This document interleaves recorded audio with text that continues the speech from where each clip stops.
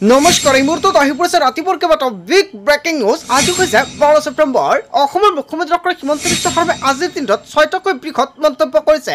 প্ৰতিগৰাকী মহিলাৰ বেংক একাউণ্টত চৰকাৰে পোনে পোনে প্ৰদান কৰিব 1250 টকাকৈ। অসমৰ মুখ্যমন্ত্ৰী ডক্টৰ হিমন্ত বিশ্ব শৰ্মাই অৰুণোদয় আঁচনিক লৈ কেইবাটাও গুৰুত্বপূৰ্ণ মন্তব্য কৰিছে। লগে লগে চৰকাৰে ল'ব একশ্যন। লাখ লাখ মহিলাক একাউণ্টত পোনে পোনে প্ৰদান কৰি আছে 10,000কৈ টকা। আপোনাৰ জিলাত আপুনি 10,000কৈ টকা পাইছে নে নাই কমেণ্ট কৰি জনাই দিয়ক। যদি আপুনি টকা পোৱা নাই দিব পাৰিব অভিযোগ। ৰেচন কাৰ্ড থকা প্ৰতিজন ব্যক্তিৰ বাবে কেইবাটাও নতুন নিয়ম সলনি হ'ব। অক্টোবৰ মাহৰ পৰা কেইবাটাও নতুন নিয়ম সলনি হ'ব ৰাজ্যজুৰি ৰেচন কাৰ্ডক লৈ। অসমৰ মুখ্যমন্ত্ৰী ডক্টৰ হিমন্ত বিশ্ব শৰ্মাৰ বৃহৎ ঘোষণা। লগতে কেইবাটাও ৰাজনৈতিক খবৰৰ লগতে অৰাজনৈতিক খবৰ যুগুত কৰা হৈছে আজিৰ দিনটোত। গোটেই অসম তথা ভাৰতৰ বিভিন্ন প্ৰান্তৰ পৰা যুগুত হৈছে কেইবাটাও ডাঙৰ খবৰ। এনেবোৰ খবৰ নিতৌ পাই থাকিবলৈ চেনেলটি ছাবস্ক্ৰাইব কৰি ভিডিঅ'টো এটা লাইক কৰিবলৈ নাপাহৰিব। আজিৰ আমাৰ প্ৰথম খুব গুৰুত্বপূৰ্ণ খবৰ হৈছে অসমবাসীৰ বাবে এটা ডাঙৰ খবৰ। ৰাজ্যৰ লাখ লাখ লোক লৈ ডাঙৰ খবৰ আহি পৰিছে। অৰুণোদয় আঁচনিৰ নামত আপোনাৰ পৰা টকা বিচাৰিছে নেকি কোনোৱাই? বৰ্তমান সময়ত চৰকাৰে নতুনকৈ অৰুণোদয় আঁচনিৰ বাবে আবেদন প্ৰক্ৰিয়া আৰম্ভ কৰিছে। আবেদন কৰাৰ নামত কোনাই টকা বিচাৰিছে নেকি বা প্ৰধানমন্ত্ৰী আৱাস যোজনাৰ নামত চৰকাৰী বিষয়ে ঘুষ বিচাৰিছে নেকি? তেনে ক্ষেত্ৰত আপোনাৰ বাবে এটা ভাল খবৰ। লগে লগে দিয়ক আপুনি অভিযোগ। 1 টকা ঘুষ ল'লে যাব লাগিব জেললৈ। মুকলি কৰা হৈছে 6টাকৈ বিশেষ নম্বৰ। এতিয়া নম্বৰকেইটা আপুনি ছেভ কৰি ৰাখক। 6026903418। আন এটা নম্বৰ হৈছে 6026903483 আৰু আন এটা নম্বৰ হৈছে 6026903481। এইকেইটা নম্বৰ এতিয়াই ছেভ কৰি ৰাখক আপোনাৰ মোবাইল ফোনত। এতিয়া আপুনি ডায়েল কৰক টোল ফ্ৰী নম্বৰটো 180034536767। লগতে আন এটা নম্বৰ হৈছে নিয়ন্ত্ৰণ কক্ষৰ। এয়া হৈছে 036124622295 আৰু ইমেইলটো হৈছে complaints.bsc@gmail.com। দুৰ্নীতি নিবাৰক শাখাই মুকলি কৰিছে এইকেইটা নম্বৰ। আপোনাৰ এটা অভিযোগত ঘুষ বিচৰা কৰ্মচাৰী পৰিব মহাবিপদত। ৰাজ্যৰ লাখ লাখ লোক লৈ ডাঙৰ খবৰ দিছে অসমৰ মুখ্যমন্ত্ৰী ডক্টৰ হিমন্ত বিশ্ব শৰ্মাই। অৰুণোদয় আঁচনি, ৰেচন কাৰ্ড বা চৰকাৰী ঘৰ যিকোনো আঁচনিৰ নামত যদি কোনোৱে টকা বিচাৰিছে লগে লগে দিয়ক অভিযোগ। তাৰপিছত অসমবাসী ৰাজক জনাইছে আমাৰ পৰৱৰ্তী খুবেই গুৰুত্বপূৰ্ণ খবৰ। লগতে ডাঙৰ খবৰ অব্যাহত আছে। লাখপতি বাইদেউৰ থললাভ কৰা প্ৰক্ৰিয়া। ফোন অন কৰি থওক আপুনি। যিকোনো মুহূৰ্তত কল কৰিব চৰকাৰে। তালিকাত চাই লওক আপোনাৰ নাম আছে না নাই, কিয়নো চৰকাৰে গুৰুত্বপূৰ্ণ তালিকা প্ৰকাশ কৰিছে। তালিকাত চাই লওক কোন জিলাত কিমান মহিলাই ধন পাব। অসমৰ মুখ্যমন্ত্ৰী ডক্টৰ হিমন্ত বিশ্ব শৰ্মাই প্ৰত্যেক জিলাৰ বাবে তালিকা প্ৰকাশ কৰিছে। লগতে সময়সূচী ঘোষণা কৰিছে। আপোনাৰ সমষ্টিত আপুনি 10,000কৈ টকা পাইছে না নাই? যদি আপুনি পোৱা নাই আপোনাৰ সমষ্টিত কেতিয়া 10,000কৈ টকা প্ৰদান কৰিব সম্পূৰ্ণকৈ জানি লওক। প্ৰতিখন জিলাৰে নিৰ্বাচিত মহিলাৰ নামৰ তালিকা প্ৰকাশ কৰিছে। জিলাই জিলাই খবৰ জৰিয়তে অসমৰ মুখ্যমন্ত্ৰী ডক্টৰ হিমন্ত বিশ্ব শৰ্মাই 10,000কৈ টকা প্ৰদান কৰি আছে। প্ৰতিগৰাকী বাছনিভুক্ত হোৱা মহিলাই লাভ কৰিছে 10,000কৈ টকা। আপোনাৰ সমষ্টিত যদি এতিয়ালৈকে 10,000কৈ টকা দিয়া নাই কিমান তাৰিখত টকা দিব জানি লওক। পৰৱৰ্তী পৰ্যায়ত লাভ কৰিব 25,000কৈ টকা আৰু 50,000কৈ টকা। লগতে যদি আপুনি 10,000কৈ টকা পাইছে পৰৱৰ্তী পৰ্যায়ত আপোনাক 25 আৰু 50,000কৈ টকা প্ৰদান কৰিব। অসমৰ মুখ্যমন্ত্ৰী ডক্টৰ হিমন্ত বিশ্ব শৰ্মাই মুঠ 3টা কিস্তি প্ৰদান কৰিব আপোনাৰ বেংক একাউণ্টত। 3টা কিস্তিৰ জৰিয়তে লাখপতি বাইদেউৰ একাউণ্টত চৰকাৰে এই টকা প্ৰদান কৰিব।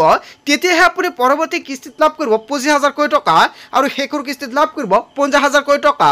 গছপুলি ৰোৱাৰ পিছতো বহু মহিলাই নাপাব লাখপতি বাইদেউৰ ধন ৰাখি। যদি আপুনি গছপুলি ৰোপণ কৰিছিলে তেনে ক্ষেত্ৰত বহুতো হিতাধিকাৰীৰ নাম কৰ্তন কৰা হৈছে। 3টা সন্তান বা তাতকৈ অধিক সন্তান থকা মহিলাই নাপাব লাখপতি বাইদেউৰ সুবিধা। লাখপতি বাইদেউৰ ধন বিতৰণক লৈ অসমৰ মুখ্যমন্ত্ৰী ডক্টৰ হিমন্ত বিশ্ব শৰ্মাই বৃহৎ মন্তব্য কৰিছে সংবাদমেল যোগে। তাৰপিছত অসমবাসী ৰাজক জনাইছে আমাৰ পৰৱৰ্তী খুবেই গুৰুত্বপূৰ্ণ খবৰ। লগতে ডাঙৰ খবৰ অক্টোবৰতে সমগ্ৰ দেশজুৰি বলবৎ হোৱাৰ দিকে SIRক লৈ কেইবাটাও গুৰুত্বপূৰ্ণ খবৰ আহি পৰিছে। SIRক লৈ বৃহৎ সিদ্ধান্ত লোৱাৰ সম্ভাৱনা। অক্টোবৰৰ পৰা ভোটাৰ তালিকাৰ পৰা পুনৰীক্ষণ হোৱাৰ সম্ভাৱনা হয়। বন্ধু বান্ধৱীসকল এটা বিগ আপডেট আহি পৰিছে। অক্টোবৰৰ পৰা ভোটাৰ তালিকাৰ পুনৰীক্ষণ হোৱাৰ সম্ভাৱনা। দেশজুৰি SIR বলবৎক লৈ নিৰ্বাচন আয়োগৰ গ্ৰীণ ছিগনেল। প্ৰতিখন ৰাজ্যৰ নিৰ্বাচন আয়োগৰে ৰুদ্ৰদ্বাৰ বৈঠকত অনুষ্ঠিত আৰু দিল্লীত চূড়ান্ত বৈঠকত লোৱা হ'ল ডাঙৰ সিদ্ধান্ত। পুনৰবাৰ নাগৰিকত্বৰ প্ৰমাণ দিব লাগিব দেশৰ নাগৰিকে। 2026ৰ পূৰ্বে নতুন সিদ্ধান্তত উপনীত হ'ব। বিহাৰৰ পাছতে সমগ্ৰ দেশজুৰি SIR প্ৰক্ৰিয়া হোৱাৰ সম্ভাৱনা।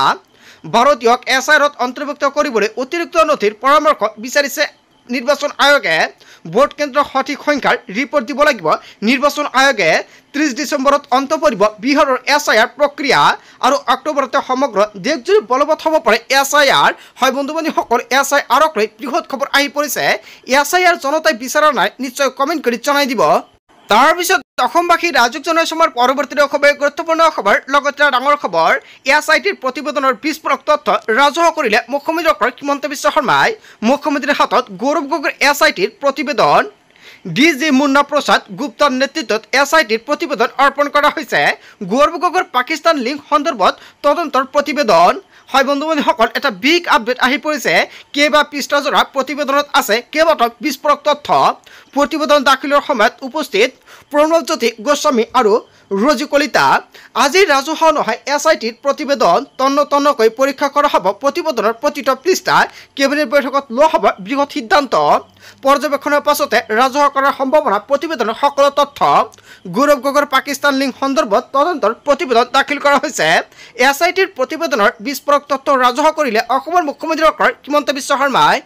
তাৰপিছত অসমবাসী ৰাজুক জনাই সময়ৰ পৰৱৰ্তী খবৰ, গুৰুত্বপূৰ্ণ খবৰ, লগতে ডাঙৰ খবৰ। 30,000তকৈ অধিক খিলঞ্জীয়ে কপালে উজনি অসম। হাজাৰ হাজাৰ জোৰ লৈ বিজেপি চৰকাৰৰ বিৰুদ্ধে প্ৰতিবাদ সাব্যস্ত কৰিছে। বিজেপি চৰকাৰৰ বিৰুদ্ধে 30,000 খিলঞ্জীয়ৰ বজ্ৰনিনাদ। কেৱল এয়াই নহয়, মৰাণ জনগোষ্ঠীক জনজাতীয়কৰণৰ প্ৰাপ্য অধিকাৰ বিচাৰি প্ৰতিবাদ সাব্যস্ত কৰিছে। জনজাতীয়কৰণৰ দাবীৰে গঢ়ি তুলিব সৰ্ববৃহৎ গণতান্ত্ৰিক প্ৰতিবাদ। মৰণৰ অধিকাৰ নোপোৱা পৰ্যন্ত ধাৰাবাহিকভাৱে প্ৰতিবাদৰ হুংকাৰ প্ৰদান কৰিছে। স্তব্ধ হৈ পৰিছে ৰাজপথত বাহন চলাচল। তিনিচুকীয়াত ভয়ংকৰ প্ৰতিবাদৰ সন্মুখীন হৈছে। ৰাজপথ লৰিব, বৰ্গৰ কঁপিব। কেৱল এয়াই নহয়, জনস্বাৰ্থ অধিকাৰ মৰণক লাগিব। 30,000তকৈ অধিক খিলঞ্জীয়ে কপালে উজনি অসম। হয় বন্ধু-বান্ধৱীসকল, এটা বিগ আপডেট আহি পৰিছে। আজিৰ ভিডিঅ'টো সকলোৱে বেছিকৈ শ্বেয়াৰ কৰি দিব। তাৰপিছত অসমবাসী ৰাজুক জনাই সময়ৰ পৰৱৰ্তী খবৰ, গুৰুত্বপূৰ্ণ খবৰ, লগতে ডাঙৰ খবৰ। মহাবিপদত পৰিব ধুবুৰীৰ SSP লীনা দলে। লীনা দলে পদত্যাগ নকৰা পৰ্যন্ত ধাৰাবাহিকভাৱে প্ৰতিবাদৰ হুংকাৰ প্ৰদান কৰিছে। SSP লীনা দলৰ বিৰুদ্ধে গজি উঠিছে আক্ৰাচুৰ। লীনা দলক নিলম্বন নকৰা পৰ্যন্ত প্ৰতিবাদৰ হুংকাৰ আক্ৰাচুৰ। তদন্তৰ আওতালৈ আহিব SSP লীনা দলে। ইতিমধ্যে লীনা দলৰ বিৰুদ্ধে তদন্তৰ ঘোষণা কৰিছে চৰকাৰ। মহাবিপদত পৰিব ধুবুৰীৰ SSP লীনা দলে। তাৰপিছত অসমবাসী ৰাজুক জনাই সময়ৰ পৰৱৰ্তী খবৰ, গুৰুত্বপূৰ্ণ খবৰ, লগতে ডাঙৰ খবৰ। প্ৰতিবাদকাৰীক ৰুঠিবলৈ ৰাজপথত নামিল ব্লাক কমাণ্ডো। গোলগঞ্জৰ চহৰত বন্ধ হৈ পৰিছে দোকান পোহৰ, বিদ্যালয়। ৰাজপথত টায়াৰ জ্বলাই প্ৰতিবাদ আক্ৰাচুৰ। গোলগঞ্জ চহৰৰ অলিয়ে গলিয়ে টহল ব্লাক কমাণ্ডৰ। যিকোনো সময়ত গোলগঞ্জত পুনৰ উত্তপ্ত হোৱাৰ সম্ভাৱনা। কোচ ৰাজবংশী ছাত্ৰ সন্থাৰ প্ৰতিবাদত স্তব্ধ পৰিছে গোলগঞ্জ। প্ৰতিবাদকাৰীক ৰুঠিবলৈ ৰাজপথত নামিল ব্লক কমাণ্ডো। তাৰপিছত অসমবাসী ৰাজুক জনাই সময়ৰ পৰৱৰ্তী খবৰ, গুৰুত্বপূৰ্ণ খবৰ, লগতে ডাঙৰ খবৰ। গৌৰৱ গগৈ সন্দৰ্ভত SITৰ প্ৰতিবেদন যথেষ্ট গুৰুত্বপূৰ্ণ আৰু চিন্তনীয়।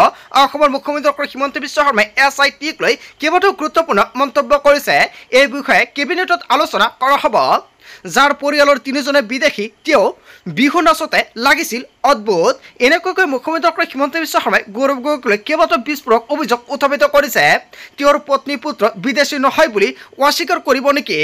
আজি মই কংগ্ৰেছত থকা হ'লে গতিয়াই বাহিৰ কৰি দিলোঁ হয় গৌৰৱ গগৈক। এনেকুৱাকৈ মন্তব্য কৰিছে মুখ্যমন্ত্ৰী ডক্টৰ হিমন্ত বিশ্ব শৰ্মাই।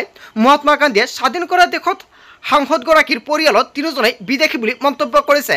গৌৰৱ গগৈৰ বিহু নৃত্যত সংগীত দিয়া লোকৰ বিৰুদ্ধেও মোৰ সহানুভূতি আছে। কোনো সন্মান থকা লোকে গৌৰৱ গগৈৰ সংগ নিদিয়ে। অসমৰ লোকক মূৰ্খ বুলি ভাবিছে নেকি? এনেকুৱাকৈ কেইবাটাও হুংকাৰ প্ৰদান কৰিছে মুখ্যমন্ত্ৰী ডক্টৰ হিমন্ত বিশ্ব শৰ্মাই। যদি ব্ৰিটিছৰে নাগৰিকত্ব লাগে, চাহ বাগানৰ লোকসকলক নাগৰিকত্ব বনাই দিয়ক। গৌৰৱ গগৈয়ে ফটো মাৰি সীমা পাৰ কৰিছে বুলি মন্তব্য কৰিছে। প্ৰথমতে পৰিয়ালৰ বিদেশী লোকক স্বদেশী কৰক, তাৰপিছত বিহু নাচি দেখুৱাওক। হিমন্ত বিশ্ব শৰ্মাৰ ঘৰৰ 3জন বিদেশী হ'লহেঁতেন কি কৰিলেহেঁতেন? এটম বোম, পাৰমাণৱিক বোমা সকলো জাপি দিলেহেঁতেন। এনেকুৱাকৈ মুখ্যমন্ত্ৰী ডক্টৰ হিমন্ত বিশ্ব শৰ্মাই মন্তব্য কৰিছে। ইমান এটা গাম্ভীৰ্যপূৰ্ণ বিষয়ক লঘু কৰাসকল মোৰ পৰা সহানুভূতি আছে বুলি মন্তব্য কৰিছে। কোনো সংবাদ মাধ্যমৰ সম্পাদকে এই বিষয়টো গভীৰভাৱে নল'ব পাৰে, আমি লৈছোঁ। SITৰ প্ৰতিবেদনৰ ব্যৱস্থা আইনসংগত নহয়, ৰাজনৈতিকহে। গতিকে গৌৰৱ গগৈৰ বিৰুদ্ধে ৰাইজে ব্যৱস্থা ল'ব। ৰাইজে নিজেই ব্যৱস্থা কৰিব এইজন নেতা হয়নে নহয় গৌৰৱ গগৈক সমালোচনা কৰিছে অসমৰ মুখ্যমন্ত্ৰী ডক্টৰ হিমন্ত বিশ্ব শৰ্মাই গৌৰৱ গগৈৰ বিৰুদ্ধে অসমৰ মুখ্যমন্ত্ৰী ডক্টৰ হিমন্ত বিশ্ব শৰ্মাই যিকেইটা অভিযোগ উত্থাপিত কৰিছে জনতাই কি ক'ব যদি জনতাৰ কিবা মন্তব্য কৰিবলগা থাকে আপোনালোকৰ মন্তব্যটো নিশ্চয় কমেণ্ট কৰি জনাই দিয়ক তাৰপিছত অসমবাসী ৰাজুক জনসমৰ পৰৱৰ্তী খুবেই গুৰুত্বপূৰ্ণ খবৰ লগতে ডাঙৰ খবৰ 12, 13 আৰু 14 ছেপ্টেম্বৰত নাথাকিব বিদ্যুৎ বিভাগে জাৰি কৰিলে জাননী আজি কৰি লওক জৰুৰী কাম কিয়নো আটাইতকেইটা দিনত পুৱা 6 বজাৰ পৰা 9 বজালৈকে 3 ঘণ্টা নাথাকে বিদ্যুৎ সেৱা আজি চাৰ্জ দি লওক মোবাইল ফোন কোনকেইটা অঞ্চলত বিদ্যুৎ নাথাকে সম্পূৰ্ণকৈ উল্লেখ কৰা হৈছে কাইলৈ বহুকেইটা অঞ্চলত নাথাকিব বিদ্যুৎ কোন অঞ্চলত নাথাকিব বিদ্যুৎ জিলা আৱৰ্ত ভৱন কেৱল ইয়াই নহয় দোলাইগাঁও আয়ুক্ত আৰু বাহ ভৱন নতুনপাৰা পাগলা স্থান আৰু বাউলাগুৰি কোনকেইটা অঞ্চলত বিদ্যুৎ নাথাকিব সকলোৱে ভিডিঅ'টো বেছিকৈ শ্বেয়াৰ কৰি দিয়ক ৰোলিং মিল শালবাগান আৰু শাস্ত্ৰী ৰোড কেৱল ইয়াই নহয় বিঅচি গেট পালপাৰা নেতাজী নগৰ খাৰিজা দোলাইগাঁও শালবাৰী পাইপলাইন কেৱল ইয়াই নহয় চাপাগুৰি ৰোড আৰু কিষাণ বজাৰ বঙাইগাঁও টাউনত নাথাকে বিদ্যুৎ সেৱা বাকাৰিবিটা বৰপাৰা দেউৰীপাৰা বেতবাৰী পুৰণি বঙাইগাঁও বীৰজৰা চাহবাগান আৰু পপৰা গাঁৱত নাথাকে বিদ্যুৎ সেৱা এইকেইখন অঞ্চলত নাথাকে বিদ্যুৎ সেৱা আজিৰ ভিডিঅ'টো সকলোৱে বেছিকৈ শ্বেয়াৰ কৰি দিয়ক বিদ্যুৎ মেৰামতিৰ বাবে নাথাকে বিদ্যুৎ সেৱা হয় বন্ধু বান্ধৱীসকল এটা বিগ আপডেট আহি পৰিছে গোটেই অসম তথা ভাৰতৰ বিভিন্ন প্ৰান্তৰ পৰা যুগত হৈছে কেইবাটাও ডাঙৰ খবৰ এনেবোৰ খবৰ নিতৌ পাই থাকিবলৈ চেনেলটি ছাবস্ক্ৰাইব কৰি ভিডিঅ'ত এটা লাইক কৰিবলৈ নাপাহৰিব সো থেংক ইউ ফৰ ৱাচিং ফুল ভিডিঅ'